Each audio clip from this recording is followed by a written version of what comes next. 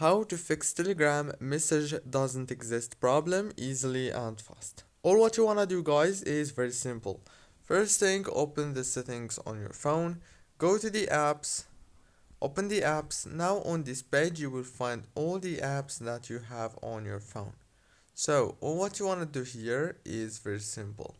Just scroll until you find Telegram, click on Telegram like this. Now this is the app information page as you can see. So click here on this for stop and then click on this storage. Now last thing you wanna do is very simple.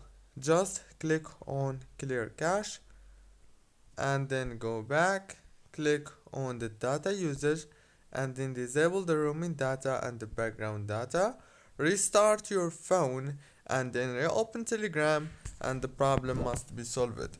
Don't forget to like, subscribe.